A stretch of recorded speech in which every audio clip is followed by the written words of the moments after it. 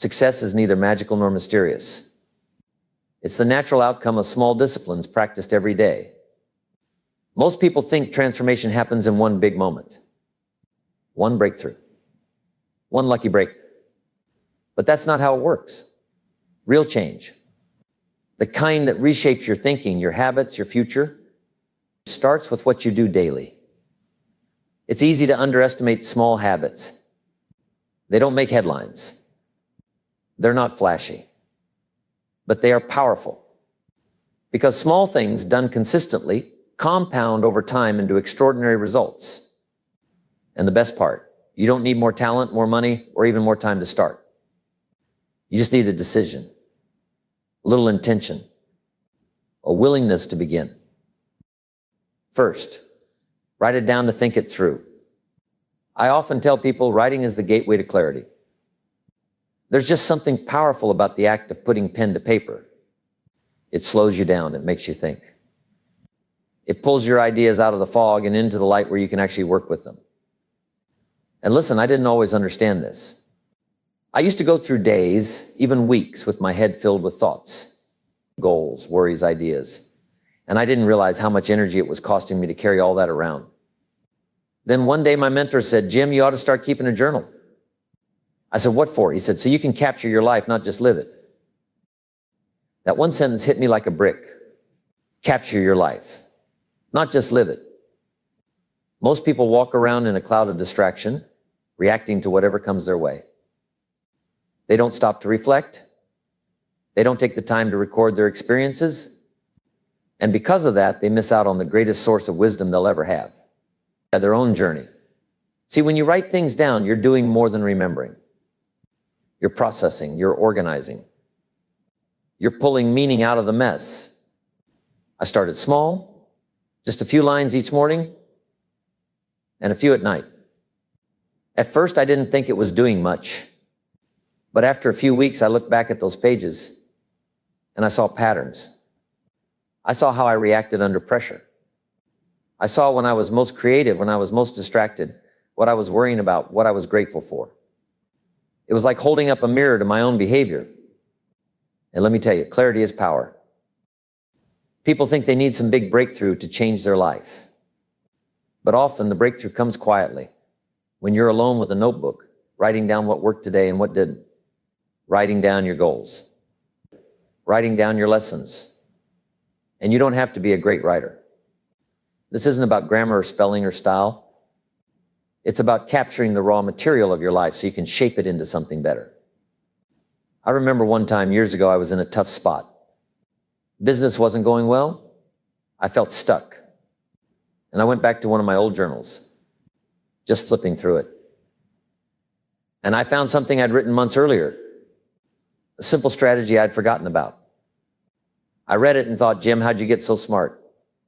But that's what writing does. It preserves the wisdom you had when your head was clear, so you can return to it when life gets noisy. The mind is a wonderful servant, but a terrible storage cabinet. Thoughts are slippery. Ideas are fragile. If you don't capture them, they're gone. Some of your best thinking will come when you least expect it. On a walk, during a conversation, right before bed. If you don't write it down, you'll lose it.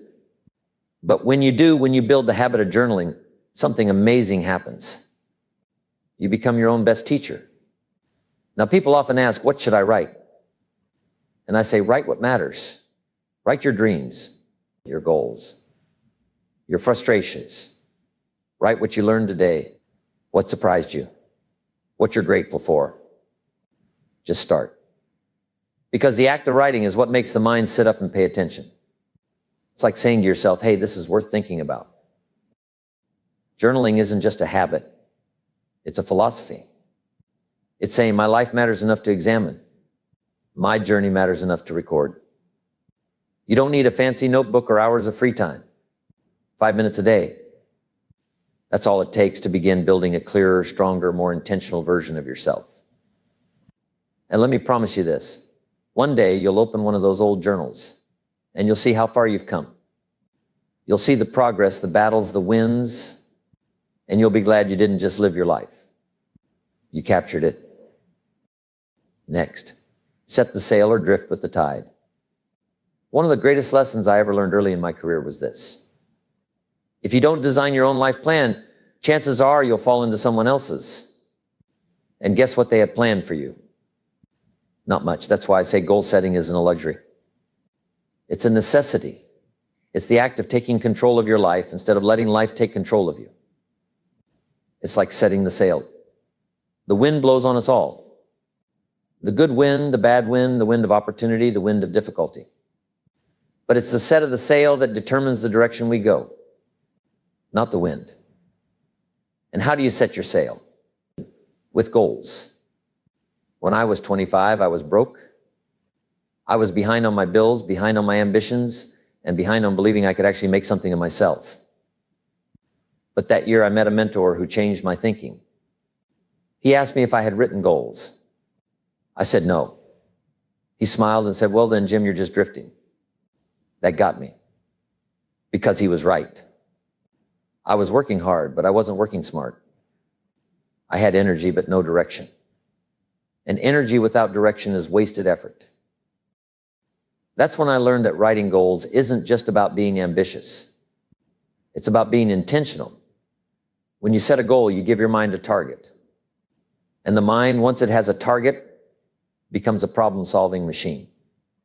It starts asking better questions. It starts noticing opportunities. It starts narrowing your focus and aligning your actions. That's the power of goals. Now, most people make the mistake of only setting big, distant goals. One day I'll be successful. One day I'll be wealthy. That's nice. But it's not enough. The real magic is in daily goals. You get up each morning and say, what's one meaningful thing I can do today that brings me closer to where I want to go? One small, clear win. Something achievable. And you write it down. Not in your head, on paper. Because the discipline of writing engages the mind in a different way. It makes your intention real. Specific goals create specific outcomes. You don't say, I want to be in shape. You say, I want to lose 10 pounds by September 1st, and I'll walk 30 minutes every morning. That's a goal. That's a sail. That gives you something to adjust, to track, to measure. The beautiful thing about goal setting is that it builds momentum. Once you achieve a few, even small ones, you start to believe. You build confidence. You say, if I can do that, I can do a little more. And before long, you're operating on a whole different level. Not because the wind changed, but because you did. And here's something else. Goals help you say no. Once you know what matters, you stop giving your time to what doesn't. You stop saying yes to every invitation, every distraction, every demand that pulls you off course.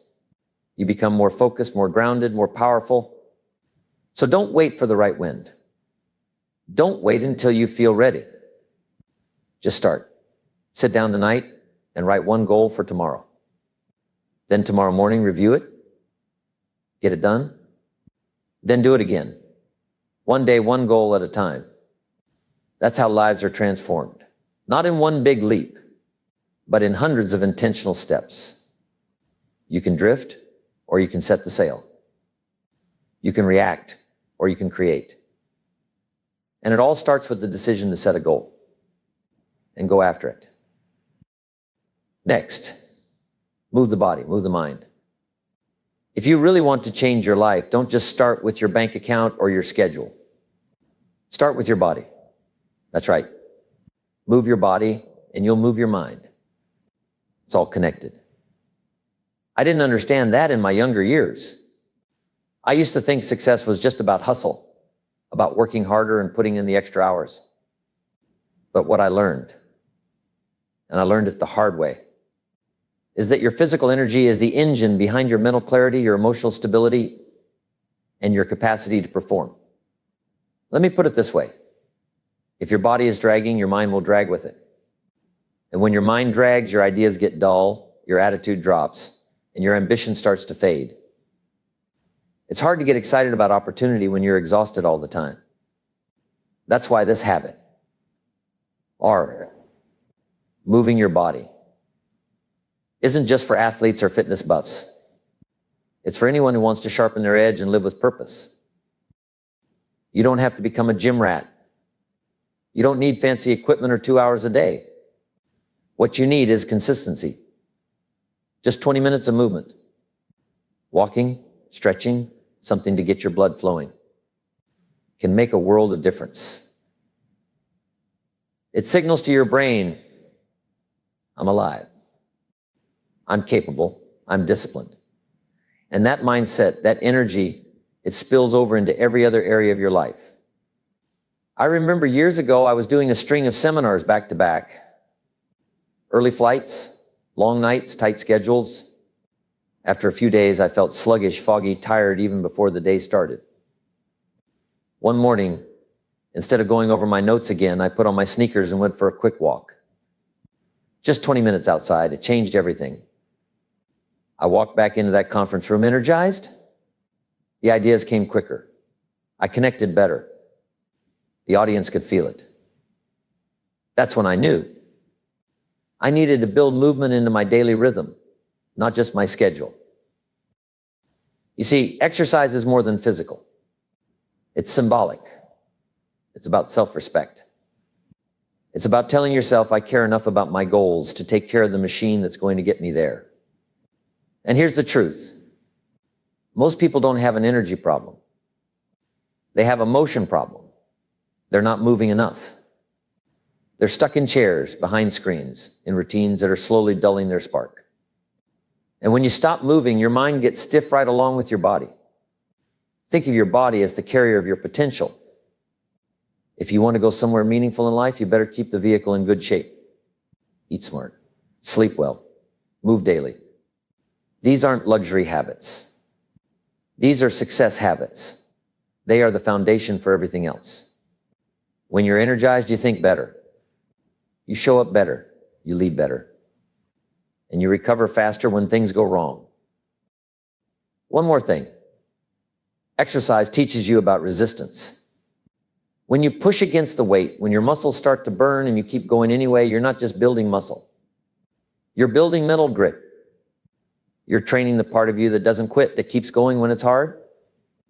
And believe me, life will ask you to dig deep. If you've trained for it physically, you'll be ready mentally. Next, gratitude turns what you have into more. One of the greatest shifts you can make in life is learning how to appreciate what you already have while working for what you want. That's the essence of gratitude. And I'm here to tell you, this small, simple habit can change everything. It's not complicated. It doesn't cost a dime. But it will adjust your entire perspective. And when your perspective changes, your life begins to move in a whole new direction. You see, most people live their lives always looking ahead, chasing what's next, comparing, striving, wishing they were somewhere else, doing something else, being someone else. And while ambition is good and necessary, if you're not careful, it can rob you of peace. It can create a constant feeling of lack, like you're never quite enough, and what you have is never quite sufficient. But when you practice gratitude, you flip that script. You stop focusing on what's missing and you start noticing what's working. Now, let me tell you, this was something I had to learn myself. I remember in my 20s when I was struggling financially. There were days when I'd look at my bank account and feel defeated before I even got out of bed. But one morning I paused. I looked around at what I did have. A roof, a warm cup of coffee, a book on my desk, a notebook filled with goals. I thought, Jim, if you keep waiting to be grateful until everything is perfect, you'll never be grateful at all. That's when I started a new habit. Every morning, I'd write down 3 things I was thankful for. Some days it was deep and profound. Other days it was simple. But every time it shifted my energy. Gratitude is a filter. It doesn't mean you ignore the problems in your life. It means you don't let those problems blind you to the good that's already there. When you focus on the good, something remarkable happens. You start to see more of it. That's not magic, that's focus. What you focus on grows. You look for problems, you'll find them. You look for blessings, you'll see those too. Gratitude tunes your mind into abundance instead of scarcity. And here's the best part. Grateful people are magnetic. They draw people in. They lift the energy in a room. They bring out the best in others. Why? Because they're not operating from neediness. They're operating from fullness. They're not trying to take, they're trying to share. And in life, the more you share, the more you seem to receive. People often say, I'll be grateful when things improve. But I say things will improve when you become grateful. That's the starting point. Gratitude makes you resourceful. It keeps your spirit strong. It opens your eyes to possibilities and helps you navigate setbacks without losing hope. So how do you make it a habit? Simple. Each day before the rush begins, sit for just a few moments and write down what you're grateful for. Big or small, it doesn't matter. Could be your family. Could be your breath. Could be the fact that you've got another shot at life today. Write it down, feel it, reflect on it, and carry that energy with you into the rest of your day. Next. Rest isn't a luxury, it's fuel. We live in a world that glorifies the grind. People wear exhaustion like a badge of honor, bragging about how little sleep they got, how many emails they sent, how long their workday was. But let me tell you something I've learned over the years. Burnout is not a badge, it's a warning sign. Rest. Rest isn't a luxury, it's fuel. It's one of the most powerful success habits you can develop. Because if your mind is tired, if your body is spent, if your spirit is worn out, then it doesn't matter how ambitious you are. You won't be able to carry it out. Now, I know what it feels like to go too far in the name of productivity.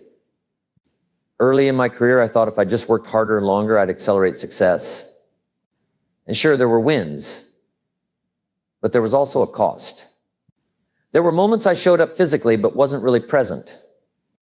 I'd push through fatigue until my thoughts were dull and my energy was gone. That's not mastery.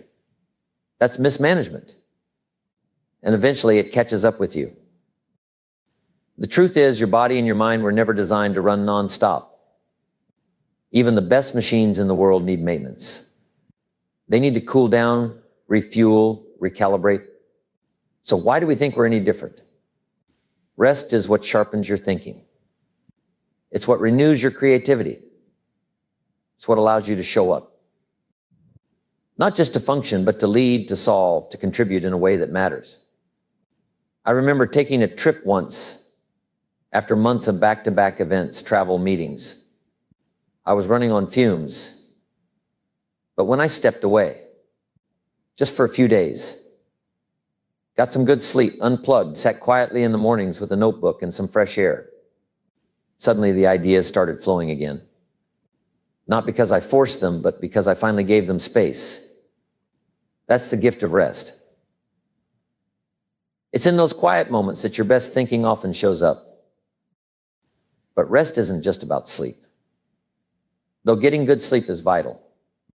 Rest is also about intentional breaks throughout your day. It's about knowing when to close the laptop and take a walk. It's knowing when your brain is done processing and needs to unplug. It's giving yourself permission to recover. Rest is a discipline, not a weakness. I know some people who don't rest because they're afraid of falling behind. They think if they pause, someone else will pass them. But here's the irony. The people who rest wisely actually get ahead. Why? Because they come back to their work sharper, more creative, more focused. They make better decisions. They waste less time. They bounce back faster when things go wrong. They don't run on empty. They run on renewal. And let me tell you, rest doesn't have to mean lying on a beach for a week. It can be a quiet morning, an hour away from the screen, an evening spent reading something that feeds your soul, time with someone who makes you laugh, silence, stillness, space. All of these are forms of rest that rejuvenate your energy and restore your capacity. So if you've been pushing hard, trying to do more, be more, achieve more, good. Keep going. But don't do it at the cost of your well-being. Learn to rest. Protect your energy. Schedule it like you do your work. Because without it, everything else you're building is standing on shaky ground. Work hard, yes. Dream big, absolutely. But don't forget, the most productive version of you is the well-rested one. Next, you get more by giving first. If there's one principle that shaped my entire philosophy on success, it's this. Life responds to contribution. You don't get because you demand, you get because you give. And not just money, though that's certainly part of it.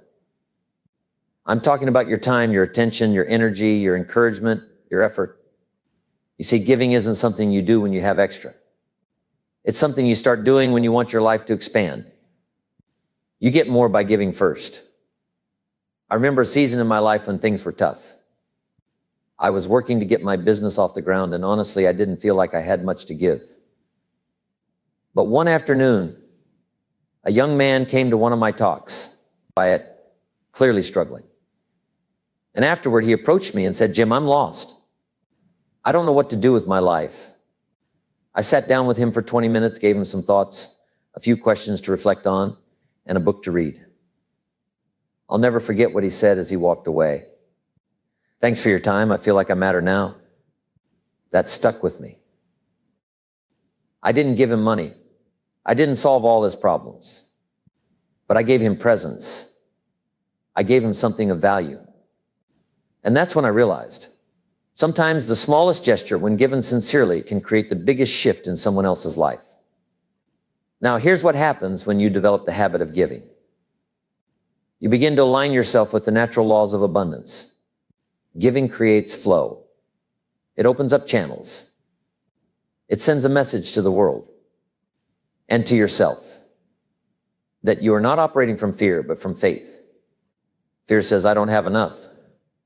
Faith says, "I have enough to share." And ironically, the people who give the most are often the ones who seem to lack the least. But here's the key. You must give without expectation. If you're giving just to get something in return, that's a transaction, not a gift. True giving is done from a spirit of generosity, not manipulation. It's saying, "I want to leave someone or something better than I found it." And when you operate from that mindset, life starts giving back in ways you never saw coming. And don't forget, giving starts at home. A kind word to your spouse. A few minutes of undivided attention to your child. Encouragement to a colleague. Support for a friend's dream. These things matter. They create connection. They build trust. They deepen relationships. And let me tell you, relationships are the true wealth in life. And yes, when you can, give financially too. Support causes that move you. Invest in people. Be generous with your resources. Not because you have to, but because you can. Giving builds character. It expands your heart. And when your heart expands, so does your capacity for success. I often say you can't pour from an empty cup. But the secret is giving actually fills you. You feel more energized, more purposeful, more connected. It reminds you that you're part of something bigger than just your own goals. Next, listen long enough to learn something. One of the most powerful things you can do in this fast-moving world isn't to speak louder or talk more. It's to learn how to truly listen. Not just hear, but listen. And I'm not talking about nodding politely while someone else is speaking, waiting for your turn to jump in. I'm talking about being present, being still, and absorbing what's really being said. Because when you do that, when you listen long enough, you always learn something. I used to think early in my career that the more I talked, the more people would take me seriously. That if I had the answers, I needed to share them. And yes, speaking well matters, but what I eventually learned, especially from spending time with some very wise mentors, is that the smartest people in the room are almost always the ones doing the least talking. One day I was in a meeting with a group of executives. I was the youngest in the room, and I was eager to prove myself. I was ready with opinions, strategies, ideas. But there was a man there, older, quiet, watching. He didn't say much. But when he finally spoke, everyone leaned in. Why?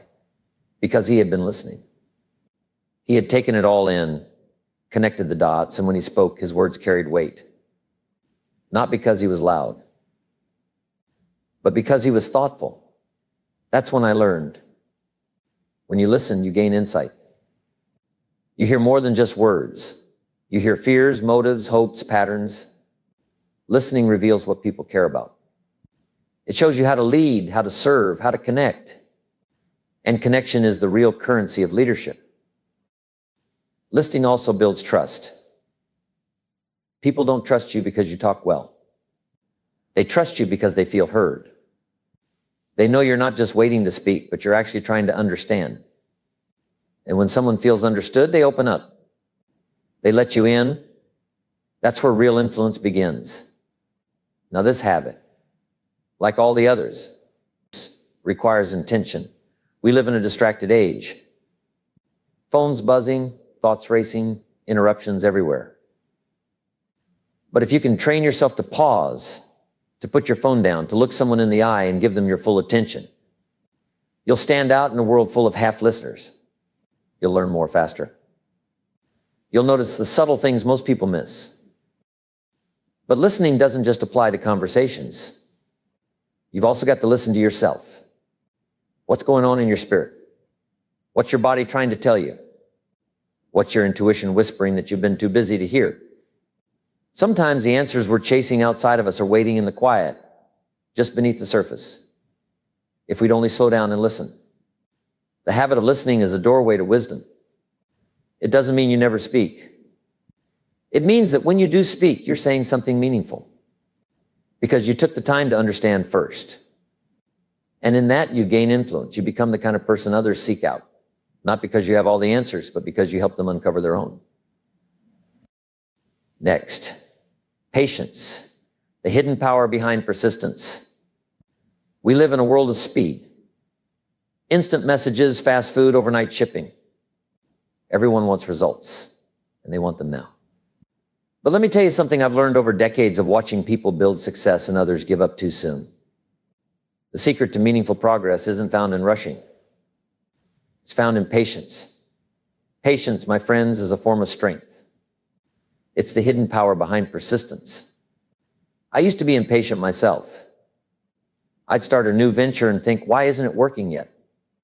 I'd look at someone who was ahead of me and feel frustrated, like maybe I was doing something wrong. But then a mentor said something I'll never forget. He said, Jim, never judge your beginning by someone else's middle. They didn't get there overnight. Neither will you.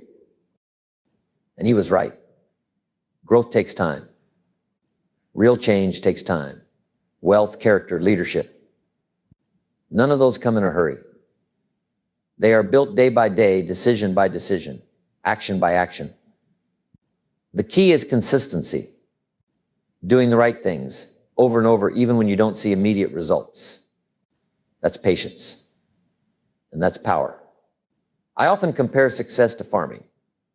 You plant a seed, you water it, you care for it, but you don't dig it up every day wondering where the fruit is. You trust the process. You know that under the surface things are happening. The roots are taking hold. The foundation is being formed. And eventually, when the time is right, the harvest comes. But only if you didn't give up too soon. Too many people quit just before the breakthrough. They do the work, they put in the time, and then they lose heart because the reward doesn't show up on their timeline. But life isn't on your schedule. It's on its own. And if you can learn to be patient, not passive, not lazy, but patient while staying in motion, you'll go further than you ever imagined. Let me give you a real story. I was working with a man in his early 30s, sharp guy. He'd started a business, and for the first 6 months, it was tough. No clients, no momentum. He called me one night and said, Jim, maybe I'm not cut out for this. I said, tell me, are you doing the work? He said, yes. I said, then you don't have a results problem. You have a patience problem. I told him to keep going, to stay focused. 2 months later, the tide turned. One deal led to 3, and within a year, he'd built a thriving business. But if he had quit when it felt slow, none of that would have happened. Patience is what gives persistence its power. It's what allows you to keep showing up, to keep learning, to keep refining your craft without demanding immediate gratification. And the truth is, when you finally get the results you've been working for, it means more. Because you know what it took to get there. You know the quiet battles you fought, the times you had to talk yourself out of quitting, the nights you stayed up late refining your vision when nobody was watching. That kind of success builds pride, not ego, but pride in knowing you earned it. So if you're in the middle of something right now that feels slow, if you've been showing up and not seeing the return yet, don't panic, don't give in. Trust the process. Plant the seeds. Water them. Stay faithful to the small steps. Because great things are happening beneath the surface. And when they finally break through, it'll be worth every patient step you took to get there. Next, choose the circle that shapes your climb. If there's one truth that's been consistent across every level of success I've seen, it's this: who you spend your time with matters. And not just a little. It matters a whole lot. The people around you are either lifting you higher or holding you back. They're either encouraging your growth or reinforcing your excuses. That's why I say choose your circle carefully, because it shapes your climb. You've heard me say it before. You are the average of the 5 people you spend the most time with. Now, that's not just a catchy phrase. It's a principle of life. You pick up on their language, their energy, their beliefs, even their limitations. And sometimes you don't even realize it's happening. But over time, if you're surrounded by people who settle, who complain, who live small, you start adjusting your standards without even noticing. I remember in my early years, I was spending time with a group of guys who were friendly fun, but not going anywhere. No dreams, no drive. They were comfortable being stuck. And the more time I spent around them, the more I started feeling like maybe that was okay. Maybe just getting by was enough. But deep down, I knew it wasn't. I wanted more. And one day I made the hard choice to start changing my circle. Not because I was better than them, but because I knew I needed to be better for myself. That one decision. Choosing to be around people who were growing, learning, stretching, changed everything. Their conversations were different. They didn't gossip, they shared ideas. They didn't just complain, they created. They didn't sit around hoping. They were working towards something. And guess what happened to me? I started leveling up too. Not because someone pushed me, but because I rose to the environment I was in. Now, this doesn't mean you cut everyone off. It means you get intentional. Spend more time with people who challenge you, who believe in you, who won't let you shrink to fit their comfort zone. And be honest with yourself. Are your closest relationships helping you become the person you say you want to be? If not, it may be time to have some tough conversations. Or at least start spending more time in rooms where growth is the norm, not the exception. But here's the other half of the equation. Be someone worth being around. Don't just look for people who inspire you. Be the one who lifts others up. Speak encouragement. Share what you're learning. Celebrate other people's success. When you do that, you don't just attract better people. You create a rising tide that lifts everyone. And let me tell you something else. Sometimes the circle you need most isn't in your phone contacts. It's in a book, on a podcast, or at a seminar. Some of the most influential mentors in my life I never met in person. But their words, their mindset, their values, they became part of my environment because I chose to bring them in. That's the beauty of today's world. You can choose your influences with intention. So take inventory. Look around. Who's helping you grow? Who's holding you accountable? Who's stretching your thinking? And who maybe are you holding on to out of habit instead of alignment? Because here's the deal. Your dreams are too important, your time too limited, and your potential too great to be casual about your company. So choose wisely. Choose people who will climb with you. And if you can't find them right away, become one. Because when you do, you won't just change your circle. You'll change your altitude.